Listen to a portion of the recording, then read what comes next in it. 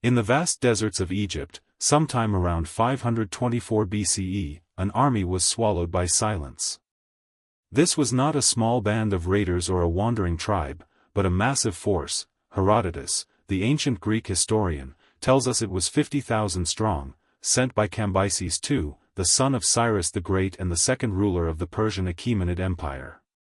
Their mission was clear, at least according to the sources, to march westward through the sands and destroy the oracle of Ammonius at Siwa Oasis, a sacred site in the Egyptian desert that Cambyses viewed as both a threat and a symbol of resistance. The desert, however, had other plans. According to the story, the army vanished without a trace. The tale has haunted historians for centuries. Imagine the sight, an endless column of soldiers, armored and equipped, with horses, camels, and supplies, setting out from Thebes across the unforgiving Libyan desert. They would have marched in long files, their shields glinting under the punishing sun, the sound of boots and hooves crunching against dry earth. The desert is not kind to those who underestimate it.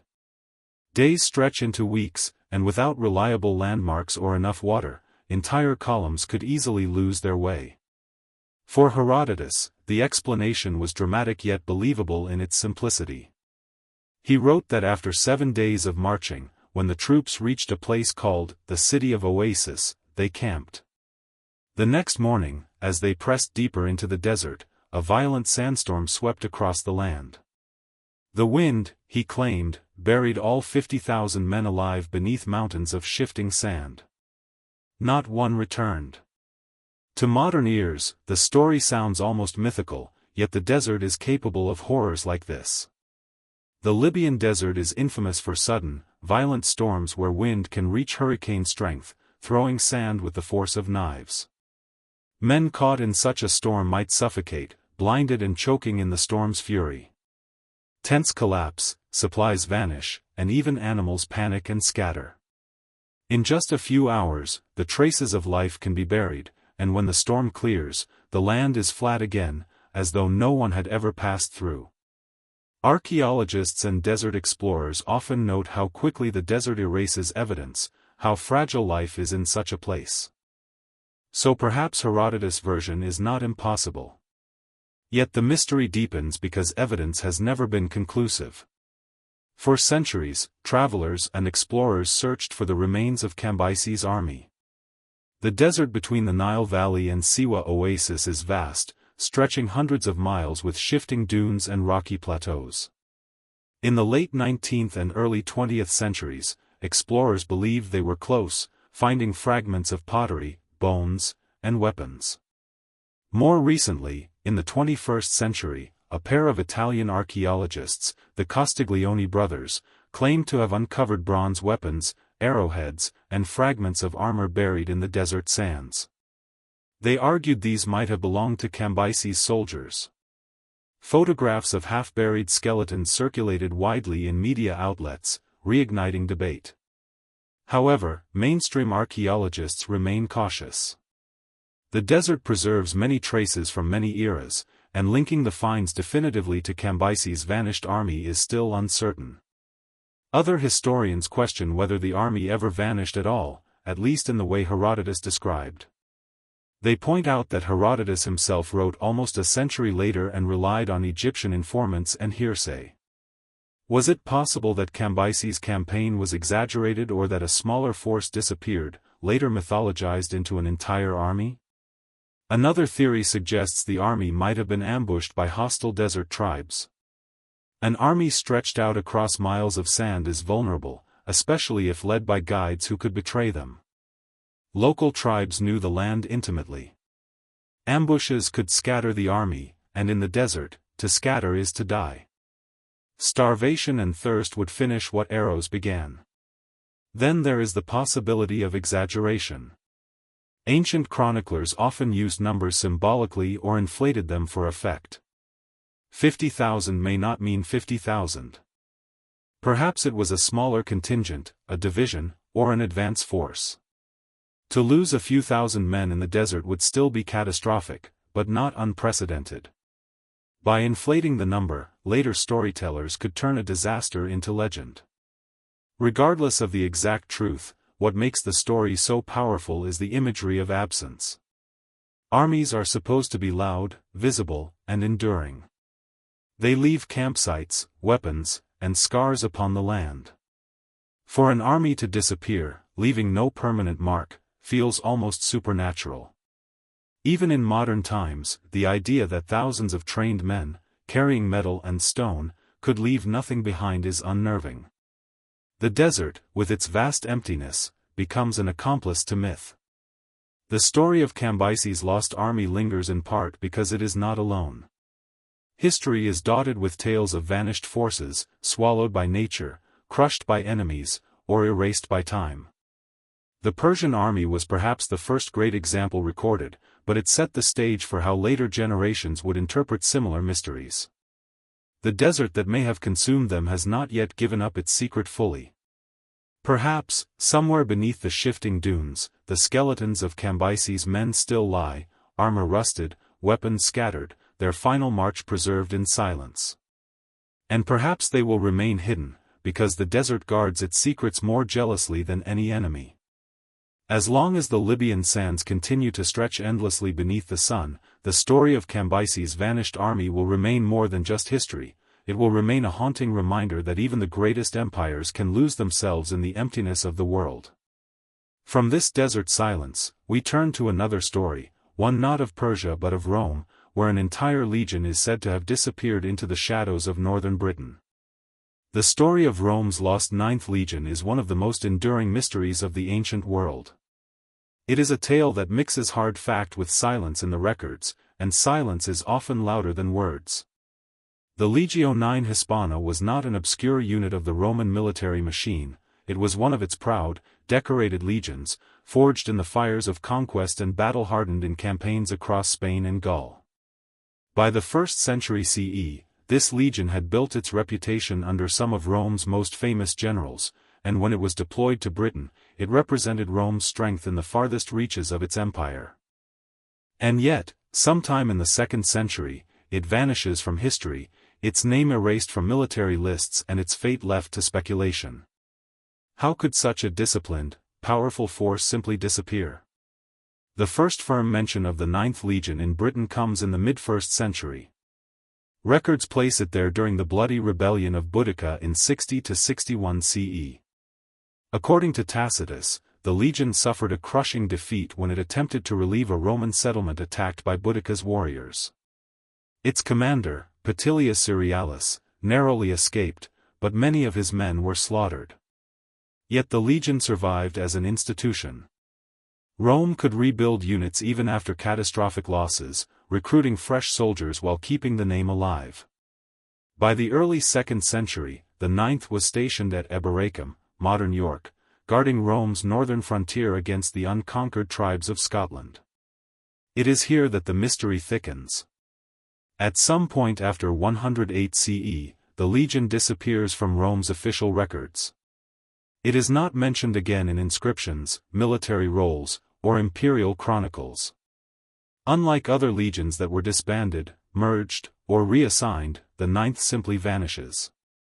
Later lists of legions, drawn up in the mid-2nd century, make no reference to it. Historians for centuries assumed the legion had been destroyed in Britain. The theory was that sometime around 120 CE, the legion marched north from York into Caledonian territory, only to be ambushed and annihilated by tribal warriors. The wild landscapes of northern Britain, with its moors, forests, and mist-covered hills, seemed a fitting backdrop for such a disappearance. An entire legion swallowed by rebellion, with no survivors to carry its name, created an image that haunted the imagination. But the evidence is far from clear.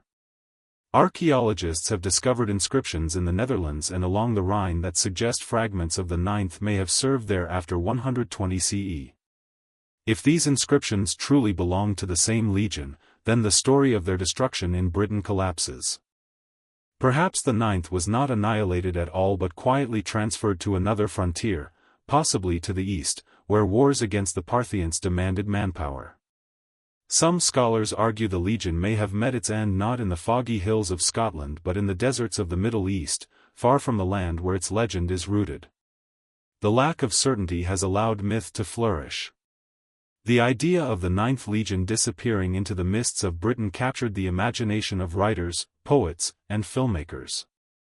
Novels such as The Eagle of the Ninth and films like The Eagle portray Roman soldiers marching into the wilderness, never to be seen again. In these retellings, the legion becomes a symbol of imperial arrogance and the resistance of native tribes who fought against Rome's dominance.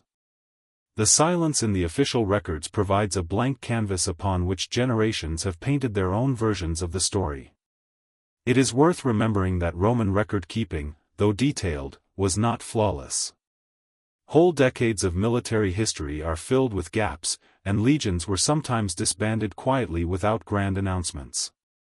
Soldiers could be transferred, renamed, or merged, leaving historians centuries later to guess at their fates.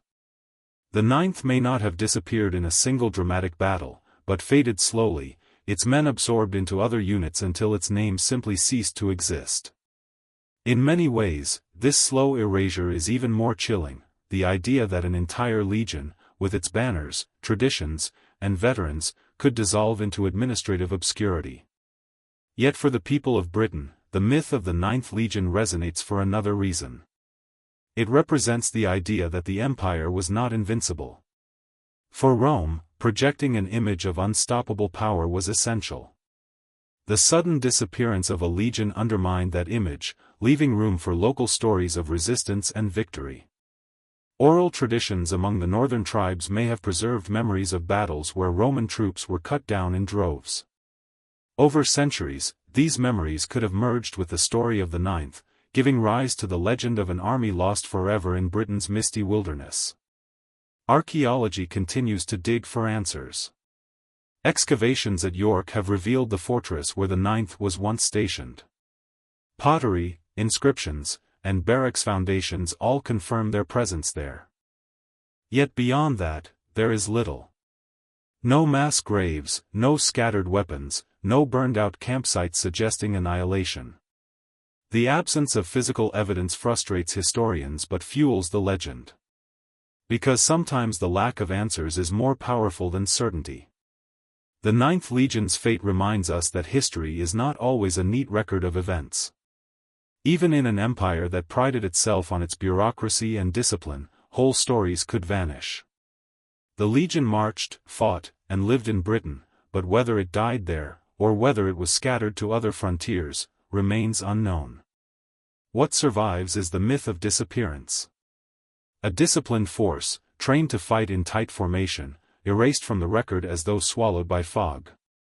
In the end, the Ninth Legion is less a story about Rome's military might than about the fragility of memory. Empires build walls and write histories to outlast time, but the silence of the Ninth shows how easily even the greatest powers can lose control of their own narratives. Whether the legion was cut down in battle or slowly erased by bureaucracy, its disappearance has become one of the most haunting mysteries of the Roman world. From the misty hills of Britain, we now move to the burning roads of Anatolia, where another army of believers, marching under the banner of the cross, would vanish almost as completely as the Ninth Legion itself. In the 12th century, the roads of Anatolia were littered with bones, and among them were the remains of men who had once believed they were marching toward glory. Crusades are often remembered through the victories or defeats of kings and princes, yet countless smaller crusading armies set out, inspired by fiery sermons and promises of eternal reward, only to vanish into hostile lands. Among the most tragic and mysterious of these was the German crusading force that disappeared almost without a trace while attempting to cross Anatolia. Their fate was not recorded in detail, only in fragments from Christian chroniclers and Islamic sources, leaving behind a story that still unsettles historians. Thousands of men, armored and fervent, swallowed not by desert sands this time, but by the rugged mountains and ambush-filled valleys of Asia Minor. The crusading spirit had gripped Europe deeply by the 12th century. Preachers stirred entire towns with visions of Jerusalem, the Holy Sepulchre, and divine favor. Ordinary farmers, artisans, and minor knights left their villages behind, driven by both piety and the lure of absolution.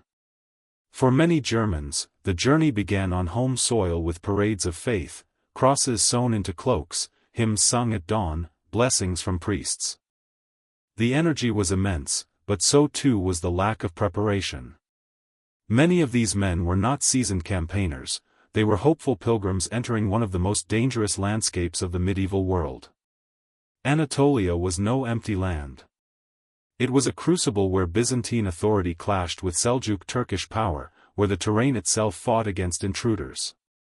Mountain passes narrowed into deadly choke points, rivers became traps, and supplies quickly ran short. The German crusading army entered this land around the mid-1100s with thousands of infantry and knights, moving in long columns that stretched for miles. They carried banners of the cross, their voices echoing hymns, but beneath the surface was fear of enemies hiding in the hills, fear of betrayal by guides, fear of starvation in a land far from home. Christian chroniclers record that this army began to vanish piece by piece. Bands of Seljuk warriors harassed them from the ridges, launching arrows before melting back into the landscape. Nights were filled with terror as torches flickered in the distance, the enemy circling like wolves. In the confusion, some units lost contact with others. Command structures broke down. Entire companies, separated from the main column, were cut off and destroyed. Ambushes in ravines left the road carpeted with corpses, while others died of thirst and hunger when supply lines failed. To the survivors, it must have felt like the land itself was consuming them. From the Islamic perspective, the Germans were not holy pilgrims but invaders. Seljuk sources speak of their weakness, their lack of discipline compared to trained warriors of the region, and the relative ease with which they were hunted down. These accounts glowed at times, describing how enemy soldiers fled in panic, abandoning armor and banners. For the Seljuks, the disappearance of this army was not mystery but triumph, a demonstration that divine justice favored them over the intruding Franks. What makes the story haunting is the near-total lack of survivors. Other crusading disasters still left broken armies limping back to Europe, carrying news of what had gone wrong. But in this case, the record suggests that the Germans simply did not return. Families in the Rhineland and Bavaria waited for their sons, husbands, and brothers who never arrived. In an age when communication across continents was already fragile, silence became its own death sentence. To vanish into Anatolia was to vanish from memory, except for the whispered stories of failure. Some historians propose that the disappearance was not sudden but gradual, stretched across weeks of attrition. Men starved when their rations ran out, others deserted, melting into villages or being captured and enslaved. Disease, too, would have stalked them, carried by exhaustion, filthy water, and close quarters. A medieval army could disintegrate without a decisive battle, and when thousands scattered in different directions, their trace became impossible to follow. For those left behind in Europe, the result was the same: absence, mystery, and grief. The fate of this lost Crusader army also highlights the fragile line between faith and reality. These men had been promised divine protection, told that God himself would guide their swords and shield them from harm. Yet as they marched deeper into Anatolia, faith alone could not conjure water from dry soil or food from barren hills. Their hymns turned into desperate cries, their banners into targets for enemy archers. For many, death must have felt like betrayal. And yet for others, martyrdom was the final proof of their devotion. They believed they were dying for Christendom, even if no one would ever know their names. The haunting silence of this army's disappearance became another echo in the wider story of the Crusades, a reminder that not every crusader reached Jerusalem, not every pilgrimage ended at the Holy Sepulchre. For every celebrated victory at Antioch or Jerusalem, there were countless forgotten tragedies of armies lost in the dust, mountains, or forests of the East. Their bones may still lie buried beneath Anatolian soil, unmarked and unnamed, their final prayers carried away by the wind. And yet the mystery continues to fascinate. Modern historians and archaeologists search for traces, abandoned camps, rusted weapons, or mass graves. But Anatolia has seen centuries of conflict, and separating one army's remains from another's is nearly impossible. The land hides its victims well. As a result, the German crusaders who never came home remain less a concrete event than a symbol, of blind faith colliding with harsh geography, of the fragility of human ambition when tested by hunger and fear. The story of the vanished crusaders transitions us from the deserts and hills of the Middle East to another battlefield where invincible armies were humbled, not by men, but by the merciless force of climate. In the jungles of Southeast Asia, the mighty Mongols, horsemen who had terrorized the world, would meet their own disappearance, consumed not by arrows or swords, but by the suffocating embrace of heat, disease, and jungle warfare. The Mongols were a people who seemed unstoppable. From the windswept plains of Mongolia, they had ridden outward like a storm, crushing empires, burning cities, and leaving behind tales of terror that spread faster than their horses could gallop. By the 13th century, they had conquered land stretching from China to Persia, from Russia to the edges of Europe. Wherever their cavalry thundered, civilizations collapsed. Yet there was one place where their momentum faltered, not against stone walls or mighty armies, but against nature itself. In the sweltering jungles of Vietnam, the Mongol war machine met a foe it could not master: heat, humidity, disease, and guerrilla warfare. It was here that thousands of Mongol soldiers vanished, not all in a single dramatic clash, but through a slow, grinding dissolution that left them broken and scattered. The story begins with Kublai Khan, grandson of Genghis Khan and ruler of the Yuan dynasty in China. Kublai was determined to expand Mongol influence across Southeast Asia. The kingdoms of Dai Viet, northern Vietnam, and Kampa, southern Vietnam, lay along vital trade routes, and controlling them would secure dominance of the South China Sea. But more than trade, Kublai sought obedience. He demanded tribute from these kingdoms, and when his envoys were rebuffed or humiliated, he responded with the threat he knew best: war. The Mongols were confident. They had crushed the mighty Song dynasty in China and subdued the Korean peninsula. Vietnam, in comparison, seemed small and vulnerable. In 1258, Mongol forces invaded Dai Viet, and although they briefly captured the capital of Tang Long, modern Hanoi, they soon faced an unfamiliar nightmare. Instead of meeting the Mongols in open battle, Vietnamese forces under King Tran Tai Tong retreated into the countryside, drawing the invaders deeper into the maze of rivers, jungles, and rice fields. Here, the environment itself became the weapon. For men born to the steppes, the humidity was suffocating. Heavy armor became unbearable under the tropical sun, while horses, the pride of the Mongol army, sickened in the swamps. Supplies rotted quickly, water was contaminated, and unfamiliar diseases spread through the ranks. The Mongols were used to rapid, decisive campaigns, but in Vietnam they found themselves bogged down, both literally and figuratively. Ambushes struck them from the tree line, arrows flying from invisible enemies. At night, the buzzing of insects gave way to sudden raids by local fighters who melted back into the jungle before dawn. Every step forward came at a cost, and soon the cost outweighed the gain. The chronicles describe how the Mongols, overwhelmed by sickness and starvation, were forced into a humiliating retreat. Many never made it out of the jungles at all. Soldiers collapsed along the march, their bodies claimed by fever or exhaustion. Horses, too weak to carry riders, were abandoned. The once fearsome Mongol army seemed to dissolve, its cohesion unraveling in an environment it could not control. For the first time, nature itself appeared to conspire against them. Yet the Mongols did not give up after one failure. Kublai Khan launched two more invasions, in 1284 and 1287, each larger than the last, determined to bring Vietnam under submission. But the result was eerily similar. Each time, Vietnamese leaders, most notably the Tran dynasty generals Tran Hung Dao and Tran Quoc Tuan, avoided direct confrontation, instead relying on attrition, ambushes, and sabotage.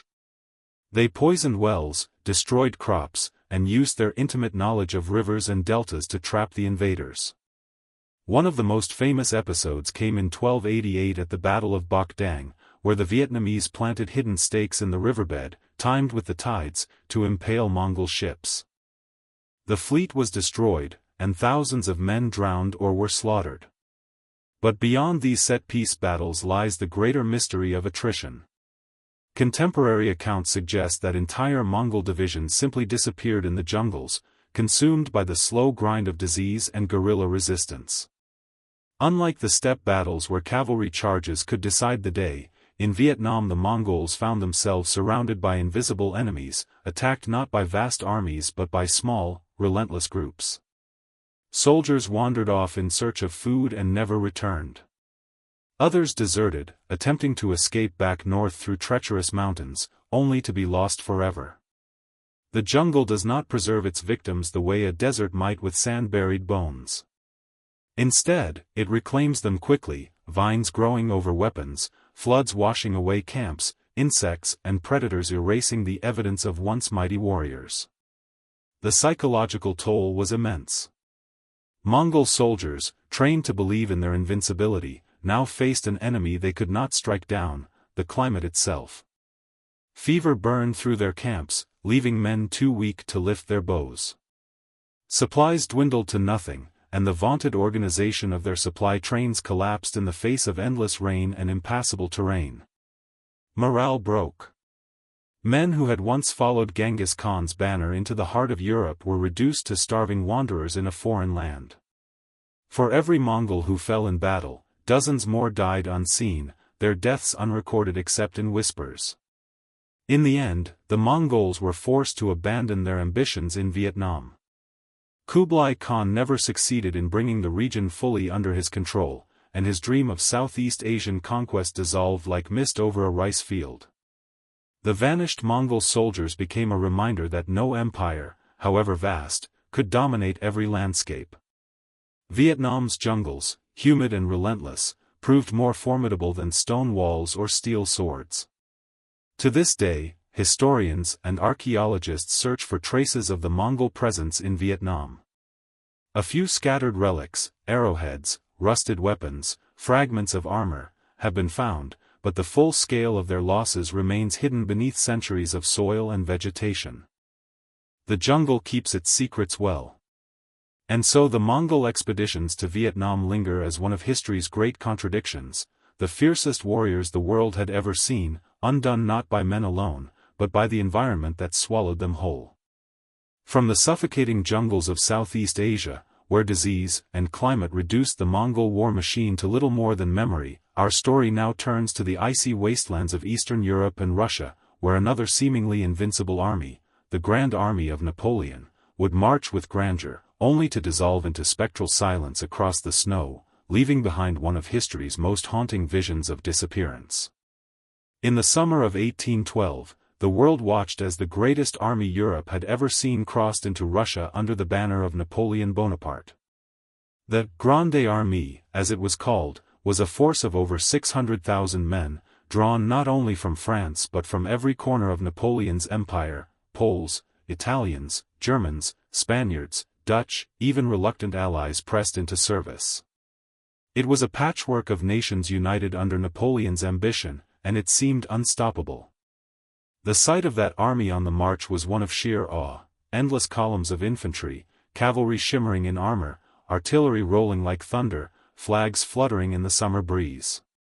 Yet within a matter of months, this army would vanish, not in the sense of disappearing overnight, but by dissolving before the world's eyes until it became little more than a ghost of its former self. By the time the survivors stumbled back into friendly territory, fewer than 100,000 remained. The rest, 500,000 men, were simply gone.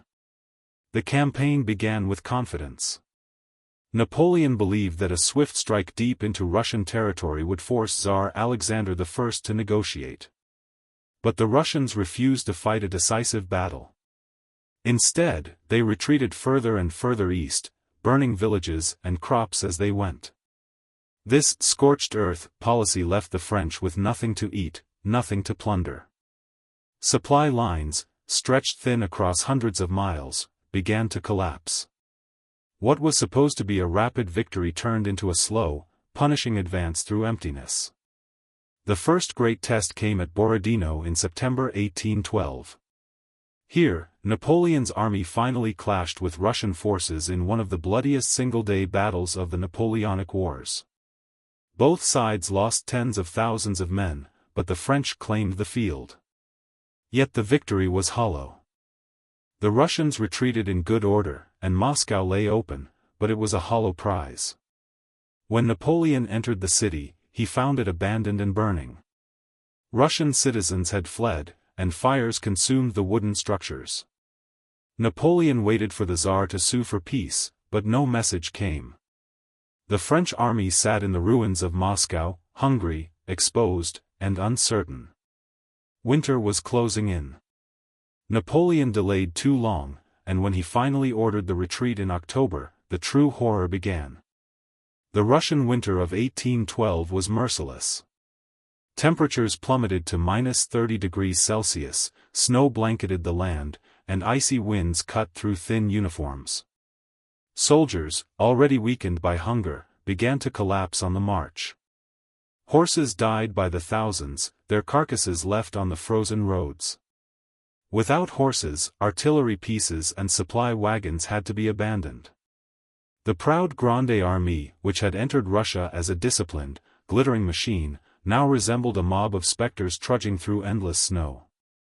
Eyewitnesses described scenes that still chill the imagination. Men froze to death while marching, their bodies stiffening in the ranks.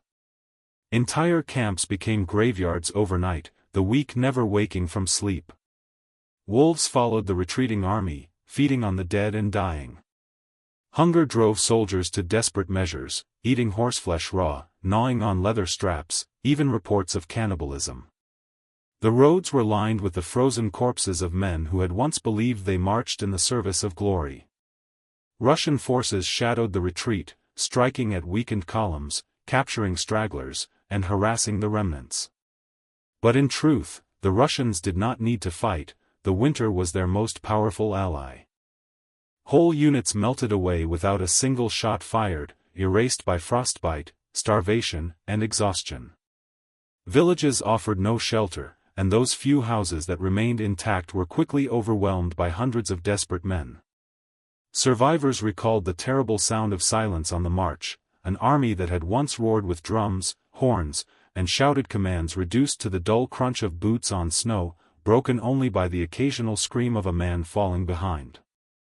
By the time Napoleon reached the Berezina River in late November, the Grande Armée was a shadow of itself. Crossing the river under fire, in freezing conditions, was a nightmare. Bridges collapsed, thousands drowned, and the icy waters carried away men who had survived months of hardship only to perish in sight of escape. Those who made it across continued westward, skeletal, frostbitten, and barely alive. When the survivors finally crossed back into Poland in December, the once great army of over 600,000 was reduced to fewer than 100,000 men. Some estimates suggest as few as 40,000 were still fit to fight. What makes the retreat from Russia so haunting is the way an army of such magnitude could vanish so completely. Unlike a single catastrophic battle, where corpses might mark the field, the Russian campaign scattered the dead across thousands of miles. There were no mass graves, no monuments at the time, only an endless trail of bones beneath the snow. For decades afterward, farmers across Russia unearthed skeletal remains when plowing fields, grim reminders of the invasion. Even today, archaeologists occasionally uncover relics, buttons, coins, fragments of uniforms, testament to the men who disappeared into the Russian winter. Napoleon's retreat became one of the defining tragedies of military history. It shattered the myth of his invincibility and marked the beginning of his downfall. But for the men who marched, it was more than strategy or empire, it was survival against a merciless land. The Grande Armée had entered Russia as conquerors and left as phantoms, their ranks consumed by hunger, frost, and despair. The story of Napoleon's lost army is not a tale of sudden disappearance but of slow erasure, of men fading day by day until the army itself seemed to dissolve into the snow. It reminds us that armies can be defeated not only by enemies but by the world itself, by weather, by distance, by the sheer indifference of nature to human ambition. From the frozen wastelands of Russia, where the world's most powerful army was reduced to a spectral remnant, we now turn to another catastrophe of the 19th century, one that unfolded not in icy fields but in the treacherous mountain passes of Afghanistan, where a British army would vanish almost entirely, leaving behind only a single survivor to tell the tale. The year was 1839, and the British Empire, at the height of its confidence, turned its eyes toward Afghanistan. The region was a critical buffer in what was known as the Great Game, the long geopolitical chess match between Britain and Russia for influence in Central Asia. To the British, Afghanistan was not just a distant, mountainous land, it was a shield for India, the jewel in the crown of the empire. If Russia gained influence there, it would be a dagger pointed toward British possessions. So, in a show of force, the British decided to march an army into Kabul and install a ruler more favorable to their interests. At first, things seemed to go smoothly. In 1839, British and East India Company troops, along with Indian sepoys, swept into Afghanistan and placed Shah Shuja Durrani on the throne. The campaign was expensive and logistically difficult, but the army settled into Kabul, establishing garrisons and assuming their presence alone would maintain order. But the Afghans were not a people who tolerated occupation lightly. Kabul simmered with resentment, and soon, that resentment would explode into one of the greatest disasters in British military history. By 1841, Afghan tribes rose in rebellion. Insurgents struck at outposts, supplies grew scarce, and British confidence began to crumble. The occupiers found themselves besieged in a land of mountains, cut off from reinforcements. When negotiations with Afghan leaders failed, the British commander, Major General William Elphinstone, a man described even by his contemporaries as indecisive and weak, made a fateful decision, to withdraw from Kabul in the dead of winter and retreat toward the relative safety of Jalalabad, nearly 90 miles away. On January 6, 1842, around 16,000 people, 4,500 soldiers and 12,000 camp followers, including women, children, and servants, began the retreat. The column stretched for miles, winding through icy mountain passes, burdened by inadequate supplies and harassed from the very start. The Afghans, expert fighters on their own terrain, took full advantage. Hidden in the rocks and ridges, they fired down on the slow-moving column. Every step forward came at the cost of lives. The cold was merciless. Snowstorms swept through the passes, blinding soldiers and freezing the weak where they fell. Many of the camp followers, without proper clothing or food, collapsed in the snow, left behind in the chaos. Horses and camels, vital for carrying supplies, died by the hundreds. The retreat became a nightmare march, a procession of the doomed, staggering between cliffs and ravines under constant attack. Eyewitness accounts describe scenes of absolute horror. The road was littered with corpses, soldiers cut down by gunfire, women and children dead from exposure, animals lying stiff in the snow. The column shrank with each passing day. Soldiers fought not only the Afghans but also despair itself. Morale collapsed.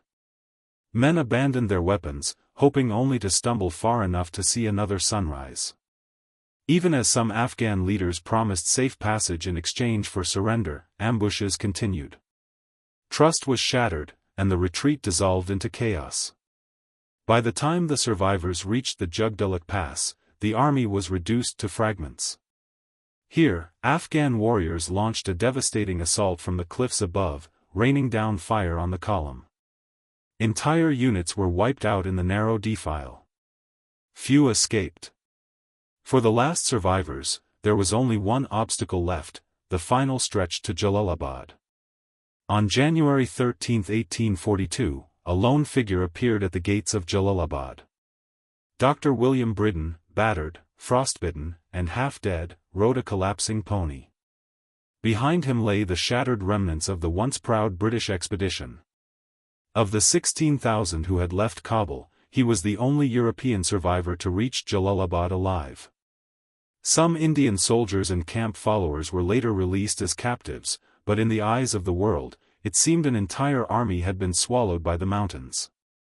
The retreat from Kabul became a symbol of imperial hubris. Britain had underestimated the land, the weather, and most of all, the fierce independence of the Afghan tribes. The image of Dr. Britain arriving alone, his body broken, his horse collapsing beneath him, became immortal in art and memory, a haunting reminder of the fate of those who believed themselves invincible. What made this disaster so shocking was its totality. This was not a defeat on a battlefield with banners and formations, but a slow annihilation stretched across days of misery. An army had ceased to exist, erased not only by enemy blades and bullets but by snow, starvation, and miscalculation. For the Afghans, it was a victory that reinforced their reputation as unconquerable defenders of their mountains. For the British, it was a humiliation that would linger for generations. Though Britain would return with vengeance to reassert control, the memory of that annihilated army haunted their every step in Afghanistan thereafter. The story of the retreat through the Khyber Pass shows how quickly confidence can unravel into catastrophe. An army, vast and powerful on paper, can dissolve into nothingness when faced with the brutal arithmetic of terrain, climate, and local resistance. In this, it shares a strange kinship with the frozen destruction of Napoleon's forces in Russia. Both illustrate how empires, no matter how mighty, can lose everything not in glorious battle, but in slow, agonizing disappearance. From the narrow defile of Afghanistan, where Britain's imperial pride was reduced to a single survivor, our journey now shifts to the deserts of the Middle East. Here, in the shifting sands, another great army would vanish, not in the 19th century but in the deep past, a Persian host swallowed by the desert, leaving behind only legends and questions. Long before Napoleon's frozen legions and the British retreat from Afghanistan, there was another army that vanished without a trace, a force so mysterious that its disappearance has echoed across more than 2,000 years. The story comes from the ancient world, from the reign of Cambyses II, son of Cyrus the Great and ruler of the Persian Empire in the 6th century BCE. Herodotus, the Greek historian often called the father of history, recorded that Cambyses dispatched a massive army of 50,000 men into the desert, and that they were never seen again. To this day, scholars and explorers wrestle with the riddle: how could such a large force vanish, leaving behind no battlefield, no bones, no monuments, only silence? Cambyses had inherited from his father one of the largest empires the world had ever seen, stretching from the Mediterranean to the borders of India. Yet he was not content with what he already controlled. Like so many rulers, he sought to expand. Around 525 BCE, Cambyses led a successful invasion of Egypt, overthrowing the pharaoh Psamtik III and bringing the Nile Valley under Persian dominion. But Egypt was only the beginning. From his new position of power, Cambyses gazed toward the west, where lay the distant kingdom of the Ammonians, centered around the Siwa oasis in the Libyan desert. The Ammonians were not merely another people to be conquered. Their oasis was home to a famous oracle, dedicated to the god Ammonius.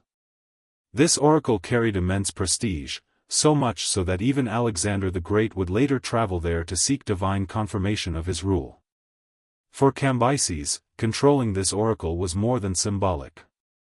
It was a way to secure divine legitimacy and strike fear into Egypt's priests, who still resisted Persian domination. So he ordered an army of 50,000 men to march westward from Thebes, cross the desert, and seize the oasis of Siwa. According to Herodotus, the army set out with confidence.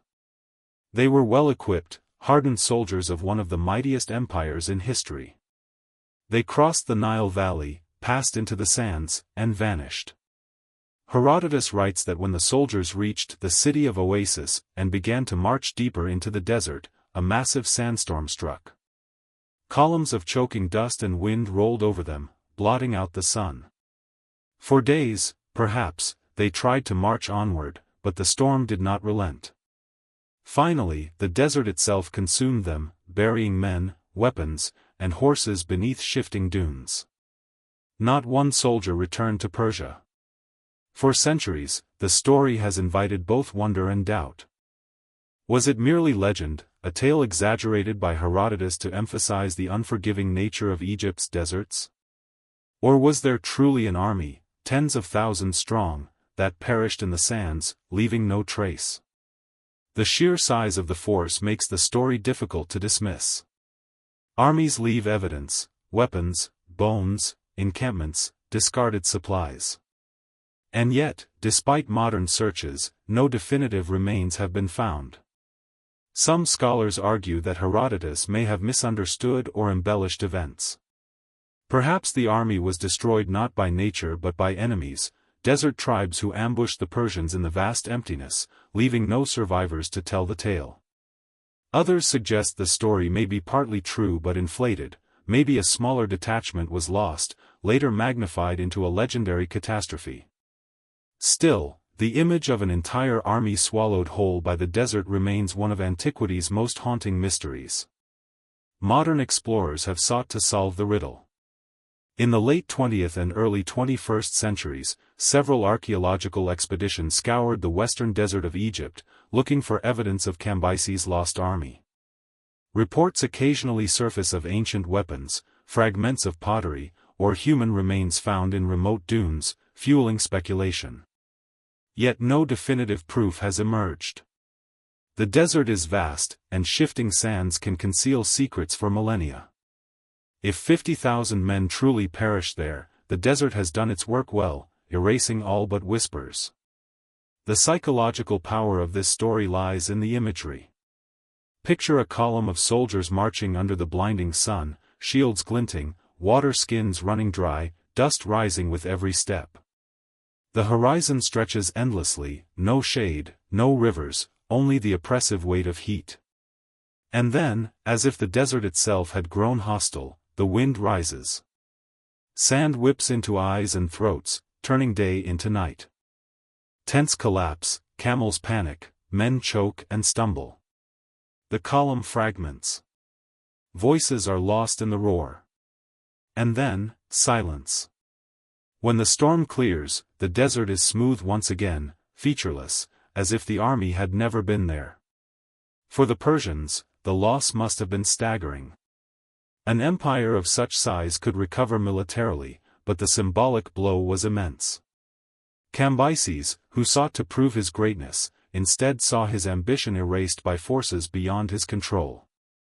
The desert became both executioner and gravekeeper, ensuring that no record of his army's fate remained except in rumor and legend. This story, whether wholly true or partly myth, speaks to a deeper theme that runs across history: the vulnerability of human power before the elements. Just as Napoleon's Grande Armée was undone by snow and the British by Afghan mountains, Cambyses' soldiers, if Herodotus is to be believed, were erased not by swords or arrows, but by wind and sand. Nature, indifferent to empire, is the most ruthless conqueror of all. From the lost Persians of Siwa, we move now to another chapter in the long catalogue of vanished armies. This time, the setting is not desert or mountain but the shifting world of the sea. Entire fleets have disappeared into the waves, leaving behind only fragments of wood and scattered legends. Our next story takes us to the deep, where armies that set sail for conquest found only silence beneath the ocean. For as long as men have marched to war, they have also taken to the sea. Armies and empires relied on fleets to transport soldiers, supplies, and ambition across the waters. Yet the sea is as merciless as the desert or the mountain pass, perhaps even more so. Unlike the sand that buries or the snow that freezes, the sea swallows completely.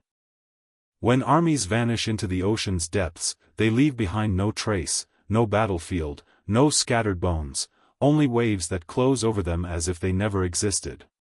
History is scattered with tales of fleets that set sail with thousands of soldiers, never to be seen again, their fates sealed beneath storm and tide. One of the earliest and most enduring of these stories is that of Xerxes' invasion fleet in 480 BCE. When the Persian king launched his massive invasion of Greece, he commanded not only a land army but a colossal naval force said to number over 1,000 ships. Herodotus describes how storms struck the fleet as it sailed down the coast of Greece. Great waves crashed against the wooden hulls, winds ripped sails to tatters, and ships shattered against jagged rocks. Tens of thousands of soldiers and sailors were cast into the sea, their armor dragging them under. To the Persians, it must have seemed as though the gods themselves had turned against them. Those who drowned left no grave but the sea, their bodies carried away by currents, their memory preserved only in the fearful stories of survivors. Centuries later, during the Roman era, the sea claimed armies on an even greater scale. During the First Punic War, Rome sought to challenge Carthage's mastery of the Mediterranean. At the Battle of Cape Hermaeum in 256 BCE, the Romans achieved a stunning naval victory, capturing and sinking many Carthaginian ships. Emboldened, they sent their fleet home across the Sicilian Channel, carrying tens of thousands of men. But as the fleet sailed, a storm of unimaginable ferocity descended. Ancient sources claim that as many as 100,000 Roman soldiers and sailors drowned when their ships capsized. The numbers may be exaggerated, but the devastation was real. An entire Roman army had been erased not by Carthaginian spears but by the indifference of the sea. Even when not struck by storms, fleets sometimes simply disappeared. The sea leaves no battlefield for later historians to study, no cairns or monuments to mark the dead. Instead, we rely on fragments of chronicles and the grim imagination of what it must have been like. Soldiers packed tightly aboard ships, food supplies rotting, disease spreading, then suddenly the sky darkens, winds howl, and the horizon disappears in walls of water. The army that had dreamed of conquest is instead scattered as corpses beneath the waves. Perhaps the most famous story of vanished fleets is that of the Spanish Armada in 1588. Though not an army in the traditional sense, it carried the soldiers of Spain's greatest military endeavor, the planned invasion of England. The Armada, a fleet of over 130 ships with thousands of troops, set sail under King Philip II. The English navy harassed them, but it was nature that dealt the killing blow. Fierce storms battered the Armada as it tried to circle the British Isles, ships were driven against the coasts of Scotland and Ireland, their hulls splintering, their crews and soldiers drowning in the icy waters. Local chroniclers describe beaches littered with corpses, some still clad in armor, washed ashore by the tide. Of the great armada that had left Spain, nearly half the ships never returned, and with them thousands of men vanished forever. Yet not all sea losses are recorded so clearly. Some are whispers, legends of armies that disappeared en route to distant lands. Medieval chroniclers tell of crusader ships swallowed by storms as they sailed for the Holy Land, entire contingents gone before they reached the battlefield. In the age of colonial expansion, vessels carrying regiments across the Atlantic were lost in hurricanes, their fates known only because they failed to arrive. Families waited, governments speculated, but the sea remained silent, giving up neither wreck nor survivor. What makes the sea's erasure unique is its totality. In deserts or mountains, bones may remain for centuries, uncovered by chance. But in the depths of the ocean, wood rots, metal corrodes, and bodies vanish within days. Only the occasional relic, an anchor raised by a fisherman, a cannon discovered by divers, or the half-buried ribs of a ship revealed by shifting sands, testifies to what was lost. To the people of the past, it was as if armies could be swallowed whole by the ocean itself, their very existence erased. The psychological weight of these disappearances was immense. Armies exist not only to fight but to symbolize the power of their nations. When they vanish into the sea, the empire they served suffers a blow deeper than numbers or logistics. It is the terror of the unknown, the fear that human strength counts for nothing against waves and wind. No commander could plan against such a fate. No strategy could prevent it. The sea was the one battlefield where nature always had the final word. Across history, rulers learned this lesson at great cost. Xerxes, Rome, Spain, empires that seemed invincible found their ambitions drowned. And though modern technology now allows us to locate wrecks on the seabed, the mystery of what those final moments were like lingers. Did soldiers cling to shattered timbers in the dark, praying for rescue? Did commanders, powerless against the storm, watch their men vanish one by one into the waves?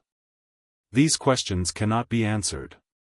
The sea keeps its secrets.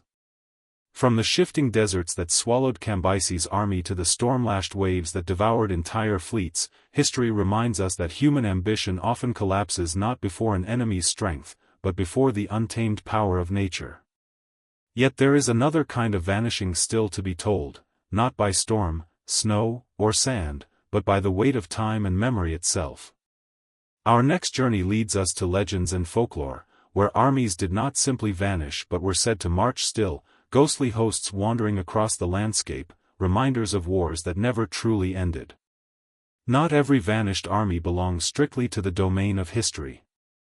Some belong to folklore, myth, and whispered tales, armies that supposedly did not die, but linger on as ghostly legions. Across cultures and centuries, stories appear of phantom soldiers still marching across fields, mountains, and skies, locked in eternal maneuvers long after their mortal bodies have crumbled to dust. Whether born from the trauma of war, the imagination of survivors, or the human need to explain strange sights and sounds, these legends occupy a haunting place in the tapestry of lost armies. One of the most enduring of these tales is that of the Wild Hunt. Found in European folklore from Scandinavia to Germany, the Wild Hunt was said to be a ghostly procession of warriors, horses, and hounds sweeping across the night sky. Witnesses claimed to hear horns, hoofbeats, and the cries of spectral riders thundering through stormy weather. Some said the hunt was led by a pagan god like Odin, others believed it was a doomed army, cursed to ride forever because of sins committed in life. To see the Wild Hunt was considered an omen of death or disaster. While folklorists interpret it as a memory of ancient warbands or ritual processions, to those who told the stories it was a terrifying reminder that armies do not always rest quietly in the grave. In Britain, there are countless tales of phantom battalions replaying their last battles on fields soaked with blood. On certain nights, farmers and travelers claimed to hear the clash of steel or the distant tramp of boots. The fields of Hastings, where William the Conqueror fought Harold in 1066, were said to echo with ghostly sound centuries later. More famously, the moors of Culloden in Scotland, where the Jacobites met their end in 1746, are haunted by reports of spectral soldiers. Visitors tell of seeing lines of men in tartan advancing silently across the misty ground, their faces pale, their weapons raised, before dissolving into air. Here, the army did not vanish physically but remained imprinted on the land, as if the trauma of their destruction was too great to be forgotten. Further east, in the folklore of Central and Eastern Europe, there are tales of armies trapped underground, waiting to rise again. In the Czech lands, legend speaks of the Blanik Knights, a sleeping host hidden inside Mount Blanik, destined to awaken and ride out in the nation's darkest hour. Similarly, in German legends, Emperor Frederick Barbarossa and his men sleep beneath the Kyffhauser mountain, their beards growing around a stone table until the day they will march once more. These stories reflect not only grief over armies that were lost but also hope, that they were not gone forever, but waiting, somewhere between this world and the next. Even in the modern era, stories of phantom armies persist. After World War I, villagers near Ypres and the Somme spoke of spectral regiments marching through the night, their helmets glinting faintly in the moonlight, only to vanish when approached. In 1914, during the Battle of Mons, British soldiers themselves claimed to see ghostly archers in medieval armor, the so-called Angels of Mons, firing spectral arrows to protect them from German fire. Whether hallucination, mass hysteria, or folklore reborn in the trenches, the idea of supernatural armies intervening in war caught the imagination of the time. Why do such legends endure? Part of the answer lies in the human need to process the unthinkable. When whole armies are destroyed, or when deaths occur on such a scale that the land itself seems soaked with blood, memory refuses to fade quietly. Ghostly retellings become a way of preserving the presence of the dead, keeping their sacrifice, or their doom, alive in the imagination. For the people who lived near such battlefields, hearing phantom hoofbeats or seeing spectral soldiers may have been less about literal ghosts and more about the landscape itself echoing with trauma. At the same time, these tales speak to the fascination with armies that never truly die. To say an army vanished is to accept that it was destroyed. To say it marches still, unseen but present, is to keep alive the fear and awe that armies once commanded. The wild hunt streaking across the night sky is terrifying precisely because it suggests that warriors are never gone, that they remain forever restless. The sleeping armies beneath mountains suggest not loss but potential return, a reassurance to oppressed nations that their defenders are not dead but merely waiting. From a historical perspective, these legends blur the line between memory and myth. They remind us that vanished armies live not only in chronicles and ruins but also in the imagination of those who remember them. Whether spectral processions seen in the night sky, ghostly replays of battles on ancient fields, or promises of armies that will rise again, these tales testify to the enduring power of military disappearance. Sometimes the most haunting vanished armies are not the ones that nature destroyed, but the ones that memory refuses to let go. As we leave the realm of folklore and legend, we return once more to history, but to a history so strange and mysterious it seems almost like myth itself. In the 20th century, with modern weapons and technology, armies were not supposed to vanish anymore. And yet, during the chaos of World War I, rumors spread of an entire regiment that marched into the mist and never came out again. Was it slaughtered in silence, or did something more inexplicable happen? Our next story takes us to Gallipoli and the strange case of the Sandringham Regiment, a modern echo of the ancient theme of vanished armies. The First World War was meant to be an age of clarity, of maps and timetables, of industrial power grinding human flesh into predictable patterns of attrition. Yet even here, in the heart of modernity with its rifles, artillery, and telegrams, there are mysteries as strange and unsettling as any from the ancient world. Among these stands the story of the Sandringham Regiment, a unit that marched into battle during the Gallipoli campaign in 1915 and, according to legend, never returned.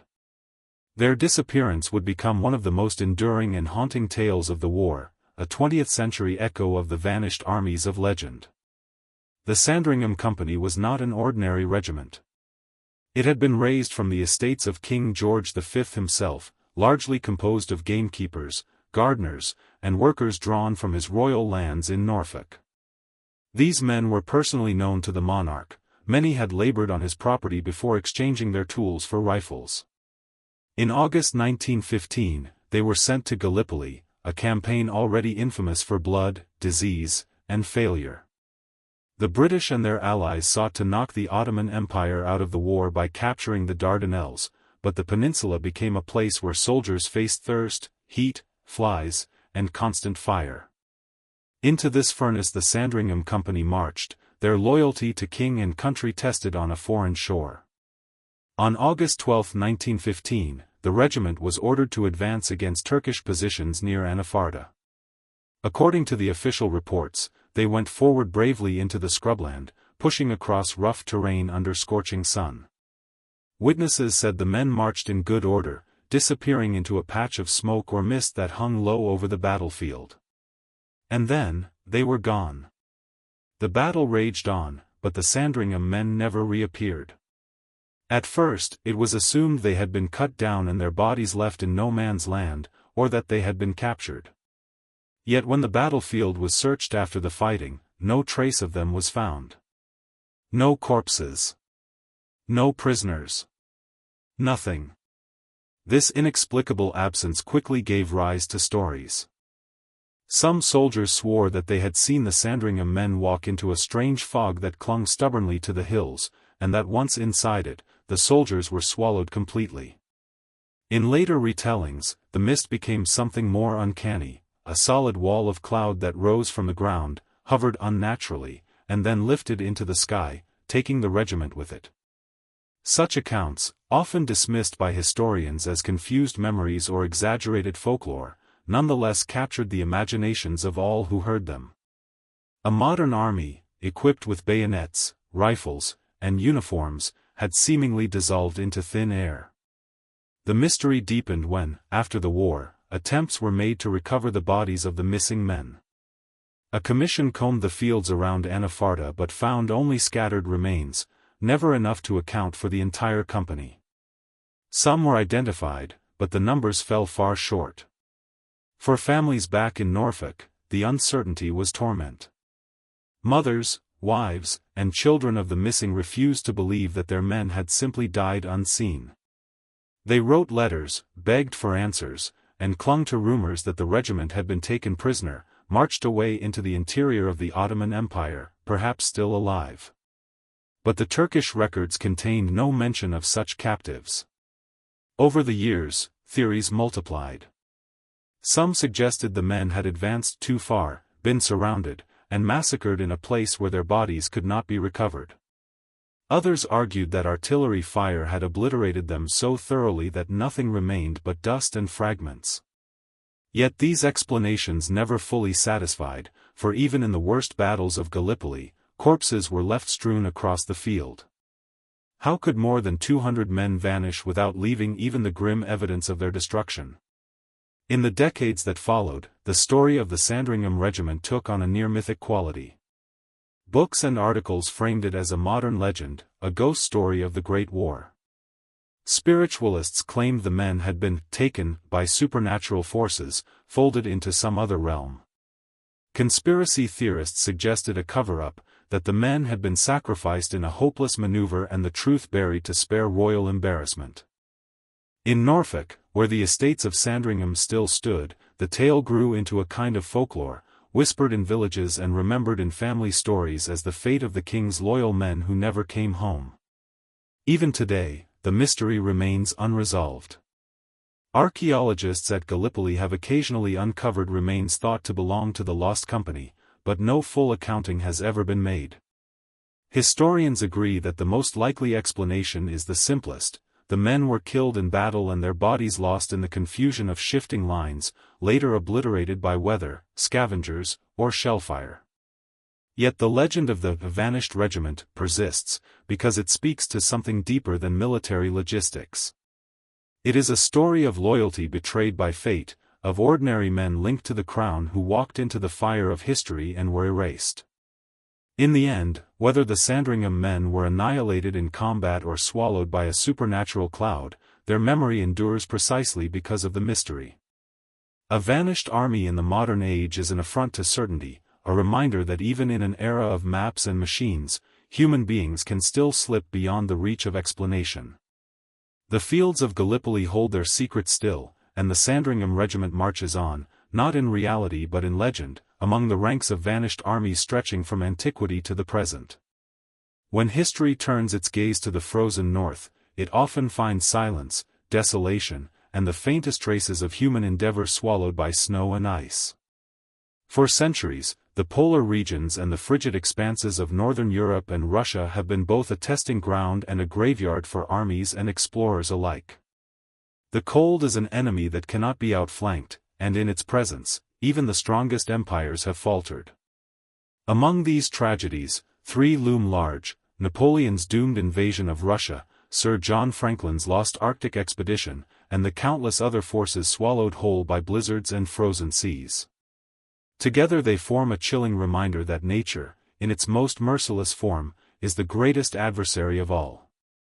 Napoleon Bonaparte was at the height of his power in 1812 when he led the Grande Armée into Russia. Nearly 500,000 soldiers, drawn from across Europe, marched eastward in one of the most ambitious campaigns of the age. Napoleon envisioned a swift victory, believing that sheer numbers and speed would crush the Russian forces. But the vastness of Russia is unlike anything an outsider can fully grasp. Villages and supply depots were burned in a scorched-earth strategy, leaving the French soldiers without food or shelter. Disease spread, horses died, wagons collapsed. And then, as autumn shifted into winter, the real enemy arrived: the Russian cold. Eyewitnesses described soldiers marching with rags tied around their feet, uniforms frozen stiff, faces blackened by frostbite. At night, the moans of dying men echoed across the snowy fields. Entire battalions dissolved into stragglers, wandering half-blind in blizzards, devoured not by enemy fire but by hunger and exposure. By the time Napoleon's army staggered back from Moscow, fewer than 1/10 of its original force remained. The snow had swallowed hundreds of thousands, their bones scattered along icy roads, their fates lost beneath the relentless cycle of winter. This was not a battle lost to muskets and cannon, but to the slow, suffocating grip of the frozen north. Decades later, in 1845, another great tragedy unfolded further north, not on battlefields but on the ice-strewn seas of the Arctic. Sir John Franklin, a veteran explorer, set sail from Britain with two ships, the HMS Erebus and HMS Terror, and a crew of 129 men. Their mission was to conquer the Northwest Passage, the fabled sea route through the Arctic that promised faster trade between Europe and Asia. The ships were state-of-the-art for their time, reinforced for ice and stocked with preserved food meant to last years. Yet the North has no regard for human ingenuity. For 2 winters, the ships remained trapped in pack ice near King William Island. Supplies dwindled, scurvy and lead poisoning from faulty canned food spread, and hope collapsed. In a desperate attempt, the surviving crew abandoned the ships, hauling sledges across the ice in search of rescue. They never made it. In the years that followed, Inuit oral histories told of starving men staggering across the ice, some driven to cannibalism in their final hours. When search parties later discovered skeletons and relics, they found eerie traces of discipline, silver spoons, Bibles, and uniforms carefully carried long after survival demanded otherwise. It was as if the men clung not only to life but to identity, even as the ice devoured them. The disappearance of Franklin's expedition haunted Victorian Britain. Families clung to rumors of survivors, while newspapers speculated endlessly. The Arctic became not only a grave but a stage for national myth-making, where heroism and futility blurred together. The final discovery of the wrecks of Erebus and Terror in the 21st century has provided some answers, but the mystery of the men's final days still chills the imagination. They were not defeated by an enemy nation, but by a white silence that showed no mercy. The frozen north has claimed many others. Swedish King Charles XII's army was destroyed in the early 1700s when his soldiers attempted to march through the Russian winter. In 1919, during the Russian Civil War, white armies found themselves trapped in blizzards, their dead piling up on snowbound trains. And in more recent times, countless aircraft and ships have vanished into the Arctic seas, their wrecks preserved under layers of ice, only to resurface decades later as ghostly time capsules. What binds these stories together is not only the suffering but the sense of disappearance. In warmth, bodies decay, villages remain, battlefields can be excavated. But in the frozen north, everything is swallowed. Snow drifts cover the fallen, glaciers entomb ships, and silence buries the memory of human ambition.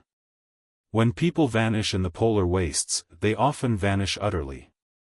This creates a haunting absence that feeds the imagination, a space where myths thrive.